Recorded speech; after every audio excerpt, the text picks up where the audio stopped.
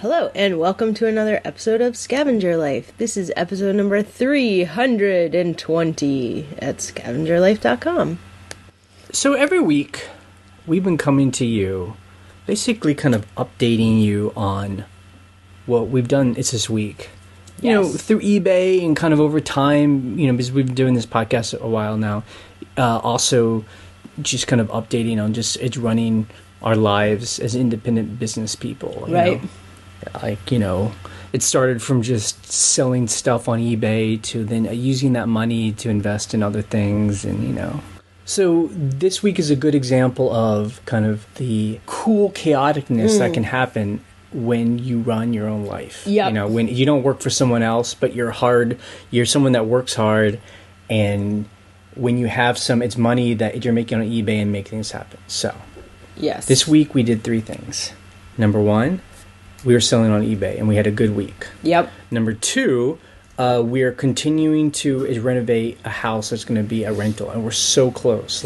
Like my sister comes in a week and she's going to stay, and the house will be ready for her to be in there.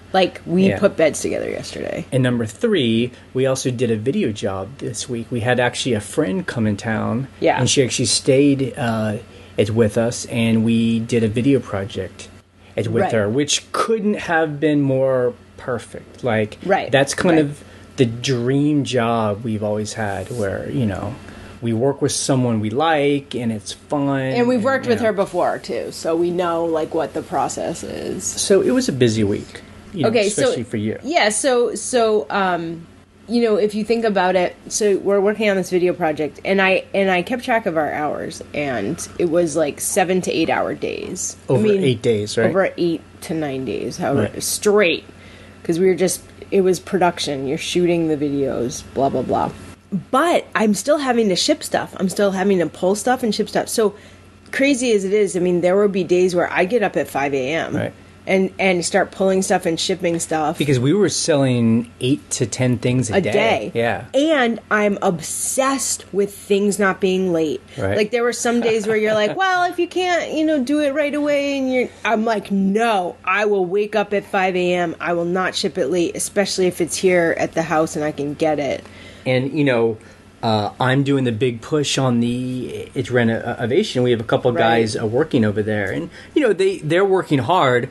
But it's one of those things. If you're not there to stress the importance of finishing, right, people can start taking their time. Well, and also I'm over there bringing them things they need, and always okay, what's happening now? What's happening now? Yes, you have in a I hope in a non-annoying way, but just in a, tell me what's happening. And tell me what you need me to bring you. Right. And what, and the thing too is with the detail work, you have to be able to make decisions where someone's like, I'm building a shelf. I'm building it like this. Is this what you want? And you're like, yes, no, So 2 things out of this. Number 1 is I felt like this past week was when we were hitting on all cylinders, as they would say. Yeah. I mean, really. Every job was happening. I feel like this is when we were shining, we came home just falling asleep. Yeah, we were tired. Yeah, and it was so it was good. I don't want to do that every week. No. But it was nice when everything it's working the way we wanted it to, because it was a very cool thing to have all these things happening. Well, the cool thing was, for me, was, we were able to juggle all the things. Right. At first when we were okay, we're going to do a full-time video job for 9 days. I'm like, right. How am I going to do that? Also, in this podcast, we don't really give people... There aren't tricks. There aren't any kind of secrets. Yeah. It's more about, I'm assuming people like to listen to us because we're showing a real view of what it's like to do this week in and week out. And that's, selling eBay. And really, I hope if you've been following us, you see, if you happen to quit your job and work for yourself full time, I'm telling you, the opportunities just kind of arise. Yeah. If you're willing to work hard and be open to them. I found that to be true. Absolutely. Absolutely. It's like anything, you got to make it your own luck, but ultimately, that fear, and I remember I had it too when we were starting doing this. The fear was we're going to quit our job and then what do we do after that? There'll be nothing to do. And that's crazy, Well, the other thing too is, we were able to do that video job because we have a flexible schedule. And, our person we're working with was like, how about these days in July? And we're like, great. Yes. Yep. Let's do it. And the other thing I just want to be clear about is that the reason why we could do a week is like we had was that we have a large inventory. I mean, this week is exactly why we have a large inventory. We have one store that has it's 5,600 items. We have a second store that has 1,200 items. We have not listed on eBay in a month. Really? I mean, I list a little bit, but... Right. I mean, is this week you were able to actually kind of cool down by a listing on eBay? On my breaks, my lunch breaks, I was like, I'm going to list a couple things. Because, it is funny to think a listing on eBay can be a... relaxing thing. But ultimately, though, in the past month, we haven't really listed at all. But we've been busy. Our sales have been great because of that big inventory. I mean, I cannot stress enough how for us, that's the model that works for us. Yeah. We're not worried about if things stay up in our store or if they don't sell quickly, because we know things will always sell. We just don't know which ones will sell. I mean, here's a good example. So this week, during breaks and just downtime, I'd be like, I'm going to list a couple things, I have a lot of drafts from when our worker was finishing up, our helper. The funny thing is, super old stuff would sell this week, but then stuff that I listed that day would sell either that day or the next day. It's just that's just how it is. You have this pipeline and old stuff sells and new stuff sells and kind of new stuff sells, and it's random. Yeah, I mean, all we can do, I'm not going to go into this too long because we talk about this all the time. Yeah. We argue about it with people, debate about it. We do the research on items, we price them and describe them the best we can, and then it's just up to the fate of the market, Yeah. I think the other thing about this week is that I was thinking about is the stress of spending our money on our other businesses. Yeah. And we talked about this as recently. We've been spending a lot of money in renovating a house. And, I mean, we've never really talked about this together. I mean, there's another strategy we could have done, and that is just the extra money we make, we sock away into a savings or a mutual fund or, index funds. I mean, we've never really I don't think we ever really thought of that as being an option because... You mean instead of doing real estate? Right. Instead of pouring this money into a real estate... that is... I think we know that's an option. We're just we don't want to do that. That's not interesting to us right now. We've never actually had that conversation about should we, not spend money on real estate. But I think for us... We keep doing it, though. It would be probably a safer thing, but this is more fun, for us. Yeah. It's more interesting to us as creative people and artists and designers or whatever you want to call yourself. You know what I mean? Right, because I get the, because I was thinking about it, it's money, it's mustache goal and all those other people who are into financial independences. If you sock away $650,000 into an index fund, right, and then you live off of $25,000 every year that you can pull off from the index fund without bringing down the value of your fund, and that's a lot of money. But if you think about it, it's not that much. It's money. Sure. If you yes, okay, we could have done that. Yes, fine. But it doesn't sound fun. It's not fun to me. I don't know. It's just it's just asking what's the right decision, and you're there is no right decision. Right. It's just whatever decision you decided to make. Right. It just. But it is interesting. I guess my whole point in this is we do invite some a level of stress into our life because of being ambitious people.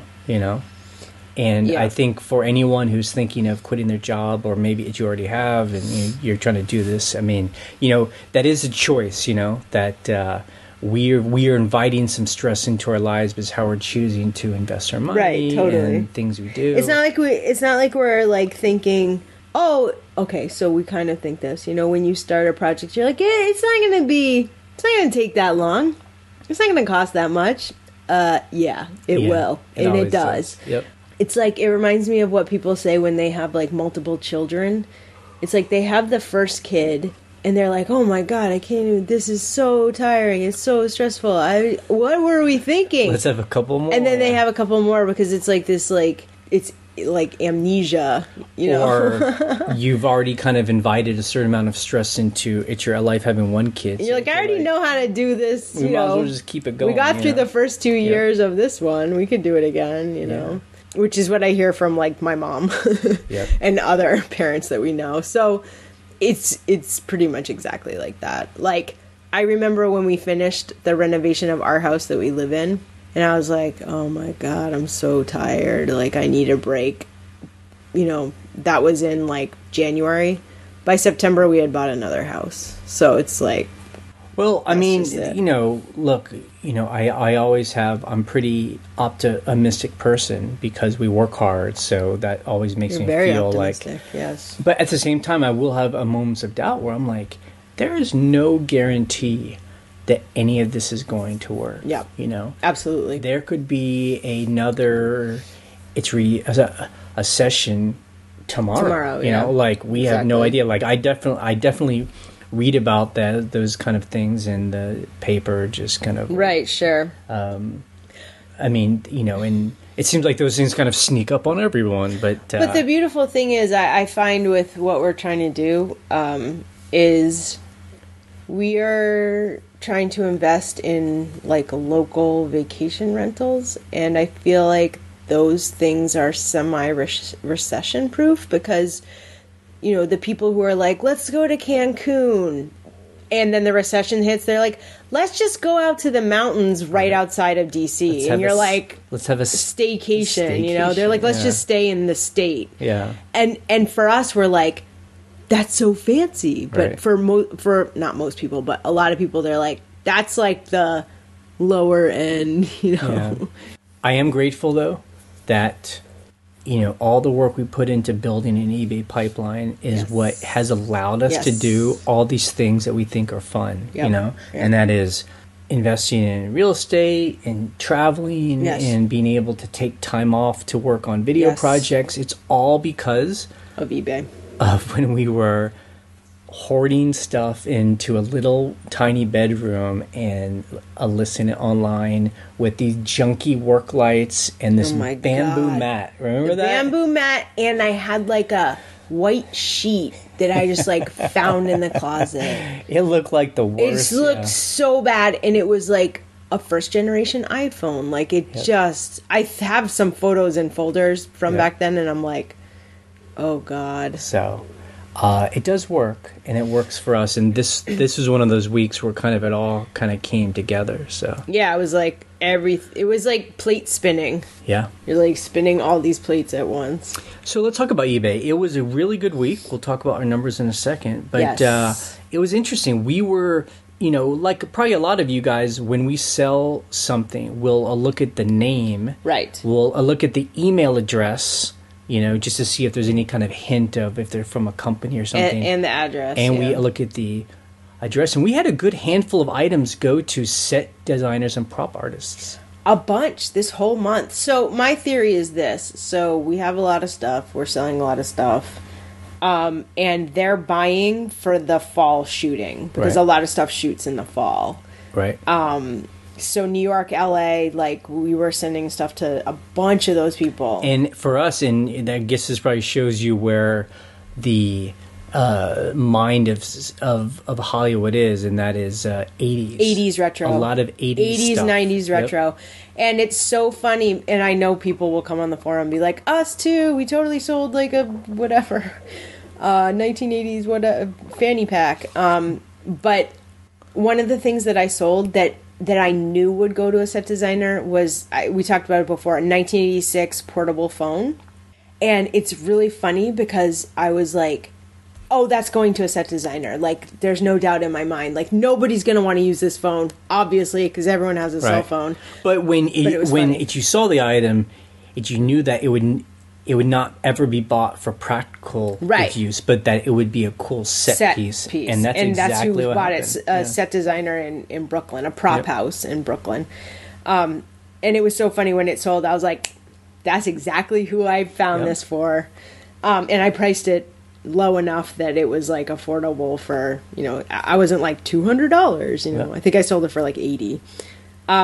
So another cool thing that happened last night is a couple in Los Angeles who are two famous musicians. Yeah. I consider them famous. I think they're pretty famous. They're like B-list. They're like indie famous. And they bought some cool like hardware from us, like drawer hardware, which made me feel really cool because I'm like, they're like cool designers, artists, musicians. And we and this has probably happened to other people too, where someone kind of cool and famous has bought something from you. I think we like to give people some privacy, so we're not going to say who it is. But I think it's just another sale. It could have been sold to anybody else. But I think for anyone that sells on eBay, it's just fun to think that your items are going to a place where they appreciate the items in the way that we appreciated them when we saw them. And these were actually drawer pulls that we bought in Amsterdam at the big flea market. Yeah. Well, what's so cool is we saw those and we were like, those are awesome. And we, crazy enough, this is like total eBay renovation nerds. We listed them. We put them aside in a bin for stuff for the renovation house. So yesterday we were at the renovation house going through bins of stuff. And you're like, look at these drawer pulls. Why are they in here? Aren't these listed? And then they sold that night. Thank God we had looked through that bin. I mean, if they had sold any time earlier, we wouldn't have known where they were. I wouldn't even know. Yeah. And my famous musicians would be... It is weird. SOL. It is strange. But, it's... and those are the things, again, because I always talk about burnout. Selling on eBay is relatively easy. It's not like a complicated, it's mysterious process. No. It's just taking pictures and listing stuff. The thing about having an eBay business for a long period of time is just staying interested in it, Like, it can get really boring and it can be kind of like pointless. As you're like, why am I selling the same stuff again and again? This is so boring, especially if you have some bad weeks or some slow months. Yeah. You're like, this is going nowhere. I need to do something else. So that's why, for us, acknowledging it's moments of selling cool items, remembering when I got them. Yep. Realizing who it's sold to and making that connection of like, that's what I that's why you're like at some random yard sale or thrift store and it's junky and you find this cool thing and you're like, I think I know who would want that, and you're correct. Yep. And you made money. Yep. You're like, that's so cool, that's fun. So let's talk about our numbers. And again, we share our numbers just to show what is possible, if you build that pipeline. So we sold 79 items this week. That's crazy. God. That's over 10 items a day. I cannot believe I kept up with that. Like, I'm telling you, that's why I woke up so early every morning. And our total sales, not including the shipping cost, was about $2,200. I don't even know what to say which is about great, that. That's amazing. And, people know us. We don't spend a lot of money for our items because we're really going for the long tail. So our, cost of items sold was under $200. I mean, that's great. Oh, yeah. Okay, on our second store, we sold 14 items, which is actually 2 a day. Lot. That's more than we normally do, for about $400. That's a lot of items. That's nice. I do want to say we sold a pair of 2 pairs of leg warmers that were mine. I wore them like all throughout college. And those went to a set designer. Yep. You know what? It went to a set designer for that show, The Goldbergs, which is set in the 80s. Yep. I've watched that like one time, I think. Yep. But I know it's on like ABC. So it's just cool. I'm like, if anyone sees, funky, cool striped leg warmers, tell me. I mean, that's a fun sale because these are things that you wore forever. I remember when we first got together. I wore those. You wore them all the time. And then finally I was just like, I just like have a different pair now. I have this like other smaller like wool pair that I wear all winter. So I'm just like, I'll just sell them. So they sold for like $30 each. Yep, $60. $60. Which is great. So some of the, other cool things we sold one of those manual coffee grinders, the kind of like old-fashioned. That was a nice one. Those actually sell pretty well. It definitely depends on like the quality and the condition and the brand, but we always see those at auctions and are willing to take. We'll buy them if they're a good deal. That sold for $118. $118. I mean, that is like that's people pay a lot of money for those. Yeah, but again, I think it depends on like some things that, we're not definitely experts about it. So if they're cheap enough, we'll grab them, and sometimes they don't sell well. But if you get the right brand, those will sell. That one was new, like made in Germany. So we sold some. It's brass. It's deer head, and they're like bookends. Yeah, they're a bookend or like mantelpieces. And actually, it's funny that those sold because I was eyeing those. They were basically on our mantle, and I was like, if those don't sell soon, I'm putting them at the new house because they'll look awesome over there. And then someone gave us like an $85 offer, and I was like, oh well, we'll just sell them. They did look. I was like $85. And then we talk about we sell coffee. It's mugs, and like as we say, we never know which ones are going to sell well. But these two, we sold 2 of them for $50. Yes, these were special. Crazy. Those were nice. I can't believe they went to England. Yep. I think we talked about that last week. I think it was a Scavenge of the week. We found these Melmac Cafeteria trays. Yes. A big stack of them. Yeah. That this place was just giving away, basically because they were like, it's who garbage. would want these? We sold them by color, like stacks of like 6 at a time or something, and so we sold 6 of them for $40. So we've already made a profit on those. They're awesome. We sold some. This is all. It's a couple of lamps. We'd gone to an auction a couple of months ago, and you bought like a table of these junky lamps. They weren't junky. For like $10. Yeah, it was like $10 for like. Oh my god, these are horrible. For like 10 lamps. And we sold 2 of them this week. One of them. Okay, look, I'll tell you why. One of them was solid brass, so it's shiny. It's solid brass. It's not brass veneer or whatever. It just looks so generic to me. But someone agreed with you. It looked like, look, I called it Hollywood Regency. Right. It looks gold. It's shiny. That's in right now, as you know, because I'm buying like all this hardware for the new house, and it's all brass. Mm-hmm. The other one was super junky. Like I literally think it came from Walmart. But it was a contemporary lamp, and it was satin nickel, which is also a finish that a lot of people are looking for because it's a popular finish for hardware. So satin nickel. That one sold for only $17, but still, you're like, yeah, you bought the whole table. I bought the whole table for $10. Yeah, no. And so, and the brass one, we didn't even say how much that sold for. How much did that sell for? Like $50? $42. Yeah, 40. Yep. It's great. And those were the junky ones. The other ones that are nicer. Oh, remember I sold that one? It was like the Scottish. Yeah. It was like this Scottish golfer guy. Yeah, like a carved wooden one. Well, it was like fake wood. It's like resin. But I sold that for like $50. Yeah. No, I mean, hey, that's why it's good being partners because, sometimes you'll see things I don't need to agree. I'm like, okay, this is all you and you made it happen. Well, the crazy thing too about those lamps is they were all super tall, so they all suck to pack. But I was like, I packed these before. You just make a box. Yeah. And I did it.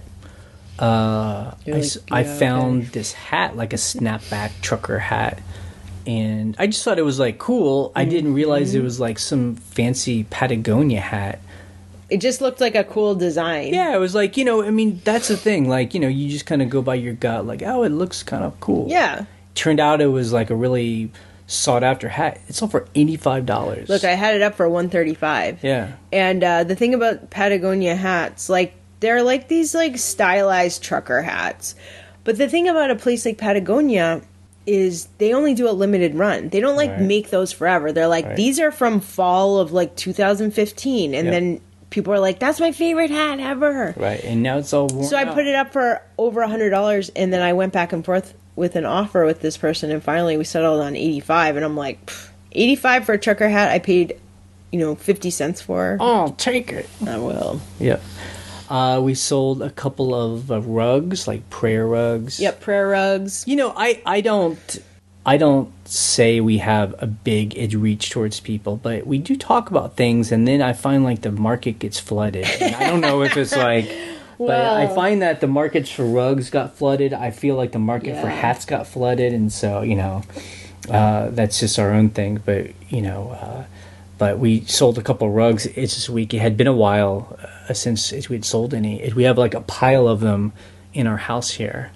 But those are always, it's nice sales because, really a nice carpet they're expensive. I mean, buying stuff for a house renovation, we're looking around and we're like, we need to buy like runners and carpets and like little area rugs. And we're like, oh yeah, we have like a huge inventory of them. Right. We should probably go through those. I don't want any of those for our house. You don't. No, so we'll buy some. Yeah. But we always look for eBay deals because wool rugs are expensive. Yeah. Especially since people don't mind if they're kind of beat up. So we don't mind that they're beat up, and they look cool that way, we think. And then the last thing I'll mention is, we talk about this before. Like we'll sell a lot of something. So we had some patches. It's 4 of them up. It's for sale because they were kind of alike. They're these ski patches that I guess when you go skiing, you can get these patches and I skied this. But they're really old. Mountain. Yeah, they're a vintage. They're from Switzerland. And this one guy or this guy said, I just want one patch. Like I don't want to pay you $150 for 4 of them. I'll pay you $50 for one patch. And normally we're like, no, it's all or nothing because then you have to retake pictures. But in this case, we're like $50 for one patch. Yes. I'll take it. Well, here's the thing. We went back and forth with him for several days because he wouldn't name a price. He's like, I just want that one patch. And we do our normal. We don't break up sets. And I really want that one. And we were like, well, how much do you want it for? Show us some money. Like, you gotta name a price. And he's like, after like several days, he was like, how about $50 for that one? And I was like, yes. So then I relisted like the set of 3. Like, if the money's there, most people are like, well, I just want it for the price, divided by 4, whatever. Right. And or like, want to pay like even. How about $12? And you're like, no. Yeah. So, So those were some of the fun things we sold. We did not do any scavenging, so this was a week of no scavenging at all. Customer issues. So Ryan had a really good week. I did. Go for it. Okay, so I had a global shipping item where someone was like, "This is missing parts," and it's basically their word against ours. It's missing parts, and you're like, I'm pretty sure it wasn't when I shipped it to Kentucky. We went back and forth on the case, sending messages back and forth. And finally, I called twice. I called Anchor Support twice. One time they were like, well, reach out to your buyer. I'm like, I did. So then I reached out to her again and said the same thing. And then I called a second time and I was like, look, this is global shipping. If it's missing parts, that's on eBay. I shipped it fully, whatever. And they were like, yep. So that's a good rep. They closed it. They refunded her. And then there was no ding on my side. Right. So it's one of those weird things. I guess their insurance kicks in because then everyone's made whole. And, and that's nice. I really feel like, maybe Amazon does that for people, but I feel like we like eBay because they're willing to step in and do that. They've helped me a lot. So then there was another case. I have 2 other cases I'll talk about. One other case was this guy bought a reel-to-reel demo tape. I never listened to the tape. I didn't know what was on it, but he said he was disappointed as to what was on it. He didn't say there wasn't anything on it, but he's like, he basically opened a case that said, item is defective. But then in the case notes, he said, I just didn't like what was on the tape. So I accepted the return, and then I used the beta program to only refund, the price of the item. And then, of course, eBay allows them to open a case, which makes sense. They should be able to appeal, hey, that's not correct, right? So he wrote the same thing in the notes. He's like, I didn't like what was on the tape, which is purely buyer's remorse. So I called eBay and I got that case closed. I was just like, this is buyer's remorse. The tape worked. He said it worked. He called it defective and then said he didn't like what was on the tape. So that got closed too. It was the same rep as the global shipping rep. The last case that I will talk about, which is eBay's problem and eBay's fault, sort of. Someone opened a case for a pair of shoes that don't fit. Fine. They can totally return it within 5 business days. On the 6th business day, there was no tracking uploaded. eBay had no tracking on their page. So I called and I was like, look, I accepted this return. It didn't fit. No problem. They never shipped it back. So they closed it. But then the next day, eBay reopened the case and said it was pending. Didn't say why, didn't say anything. So I called and they were like, yeah, there's a bug where return shipping labels weren't showing up all week or for several days. So she actually did ship it back on that day, like later that day, and the label like kicked in. But the thing, and so he was like, I'm just being honest, like it was our fault. And I'm like, that's not really fair, but okay. The shoes are coming back, that's fine. But the problem is, he could see the tracking number. Like, he read the tracking number off to me, but it wasn't on the page. I'm like, why isn't there documentation of this tracking number? Clearly, it's a bug. But I'm like, I should be able to see that. If you can see it, I should be able to see it. So I'm like, this actually is coming back to me, So it's very buggy and annoying. So those shoes did come back, and I'm about to refund her. So now, were you able to call on multiple times, or? Yes, that was multiple times. Yeah. So the global shipping case and the guy who bought the reel-to-reel case, I got that taken care of all at once with the same rep, which is great. Because they always ask, is there anything else I can help you with? And I'm like, yes, there's like 5 other things. Thanks for asking. I will say this. I called several times this week, as you heard, and I was on hold for a long time. Even with Anchor support, I feel like hold times are really long right now. I learned my lesson one time where I stayed on hold for 45 minutes and then I hung up and got a rep right away after that. So now if I'm like on longer than 5 minutes, I hang up and call again. But, wait times have been 10, 15 minutes no matter what. So I don't know if anyone else has been experiencing that, but I have. Even with Anchor reps, who usually pick up, like, a lot faster.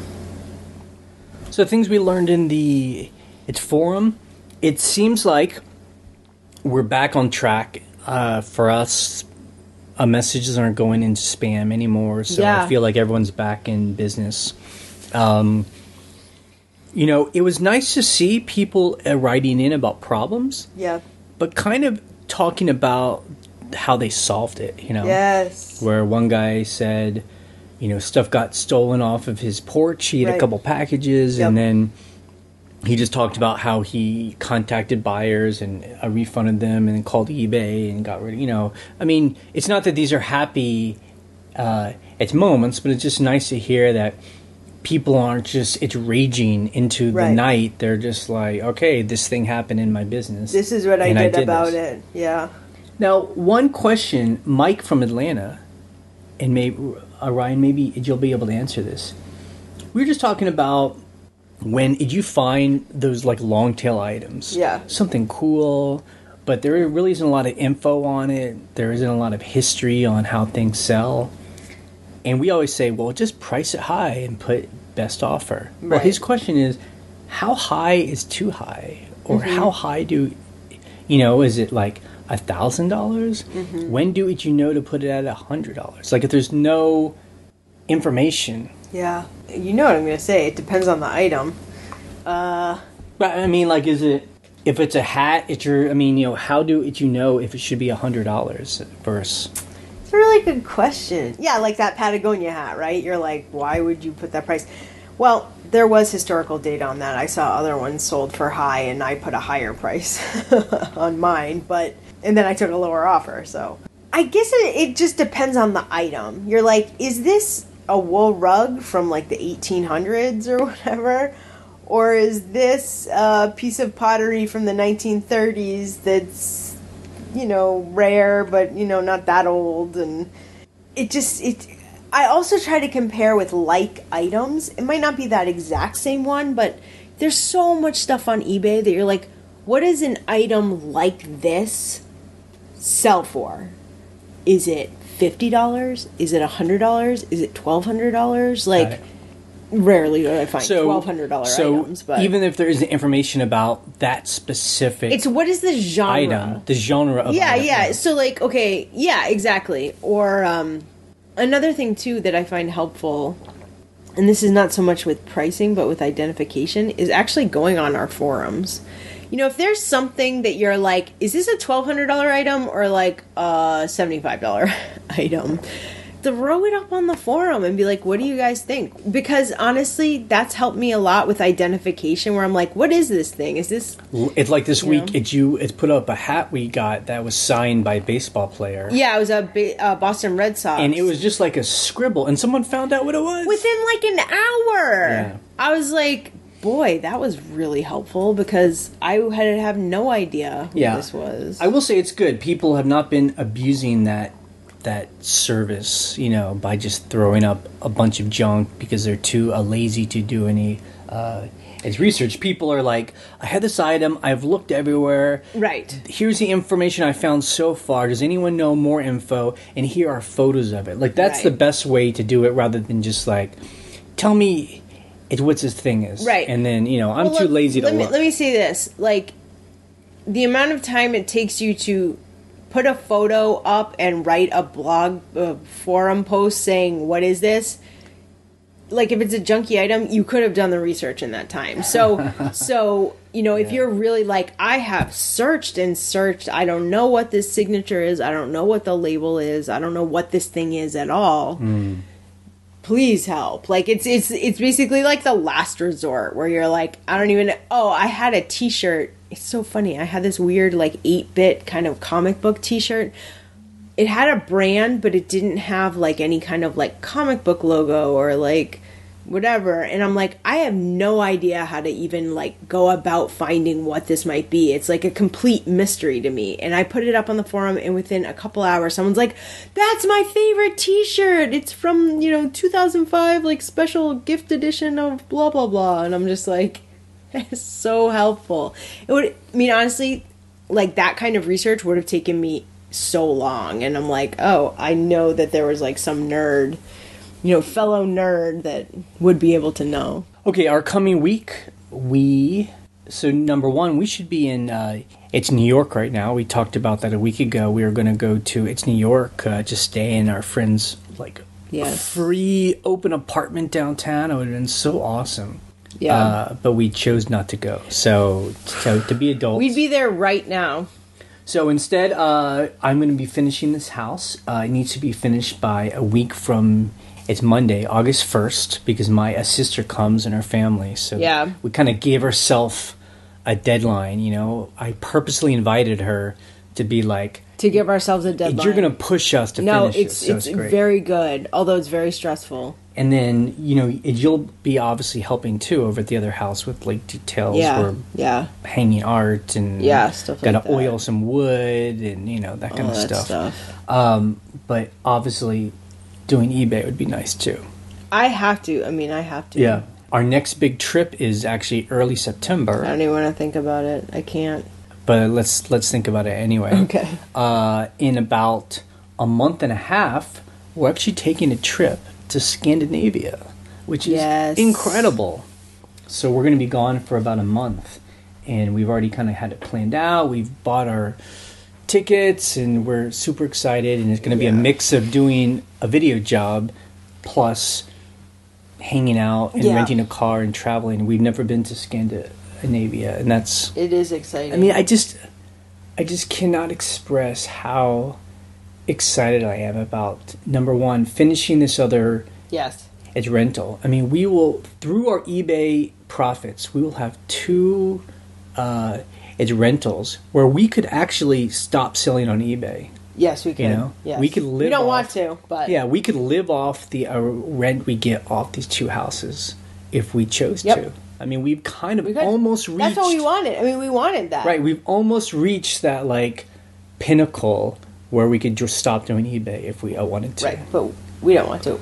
I still love finding the junk. What I want is to not work as much on eBay. Right. I want to be like, okay, eBay, I'm not like super like in the grind of it, you know, as we have been because we're paying for the renovation. So, you know, it can be a little more fun where you're like, let's just buy rugs. Let's just buy art. You know, let's just buy like the more fun stuff. I feel like we've said everything's fun. Yeah, no, I mean, everything's fun. Look, that's a valid feeling, and if we can figure it out, that's great. Yeah. Because, you know, ultimately it's about not burning out. Right. But we've talked about this many times before about like buying fewer items that sell for higher.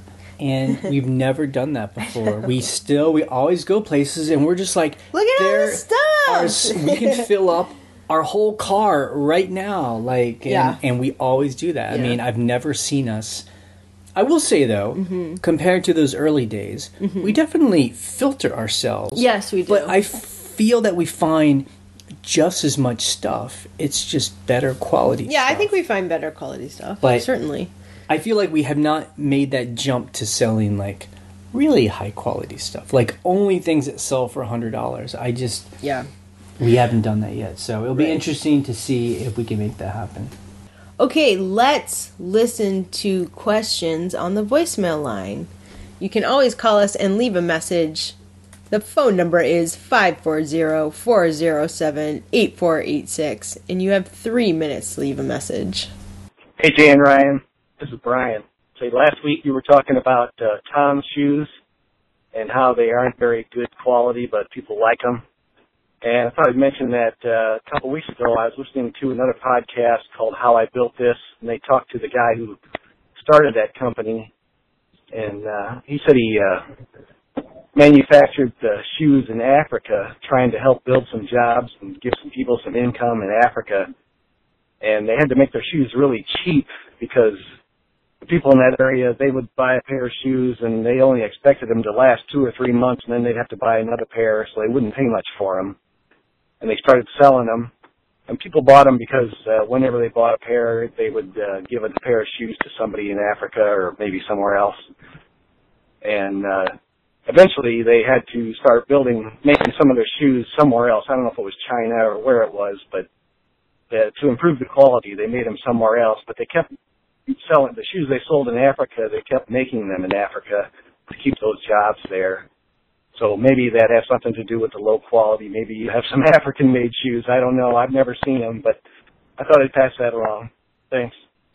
Yeah, I think, that's the whole gimmick, or I don't know if gimmick is the right word, of Tom's shoes, is that, they started by these, I think they were kind of Christian, and they, wanted to give people shoes in Africa. So if, someone in America bought a pair of shoes, they would then give a free pair of shoes to someone in Africa. And I think that's a whole thing. Yeah. I mean, I Googled it, they're made in China, Argentina, Kenya, Ethiopia, and they said they're going to start making them in Haiti. So I don't know. It's maybe they give jobs to people who need them, but they don't. Yeah.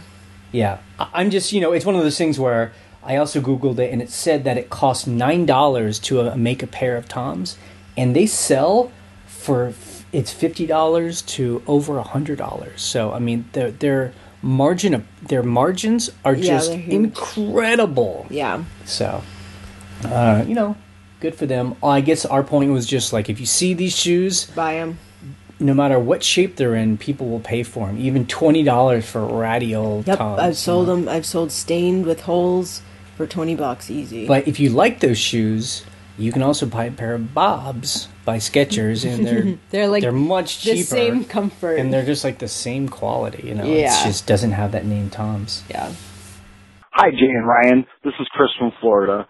We've exchanged emails a couple times, Jay.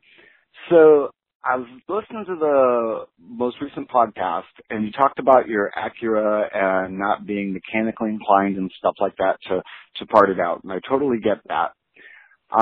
A thought that came to mind was, obviously you know how to search on eBay, so search for parts for that vehicle. You know what works on it and what doesn't because you were the last one to drive it.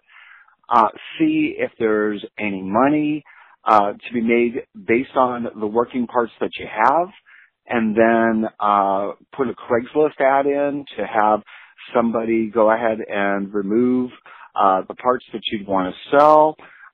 You know, you can pay them by the hour, you can pay them for the job, whatever. And most likely, after all the parts are taken off, I'm thinking that whoever you have haul what's left over out will probably pay you enough for what you had to pay that guy to or gal to go ahead and pull all the parts that you wanted off the vehicle. So you don't need any tools. You're using Craigslist. You're helping the local economy. You're making some money. And as anything that I do, whenever I start listing something that I have no experience with, I always look for YouTube videos on how to prepare it and get it ready to list and ship on eBay. But I bet you knew that already. So you guys both have a blessed day. You guys are the dynamic duo, and I love your podcast. Have a blessed day. Thanks. Bye. Yeah, people have definitely been excited for us to part out our car. But that's an interesting idea. He's trying to solve a problem. Yeah. So he's saying we could hire someone to like help us pull the parts out. That's great, because I mean I know guys that like know how to do car stuff. Yeah. I could be like, okay, I need to take off the rear view mirror. And they could even help me, because I think my concern is, this car is so old and so kind of beat up. I'm just kind of worried, like, what parts are still even usable, like someone want to buy. So I'm like, so if someone knows cars, they're like, yeah, I could this mirror, this light, this.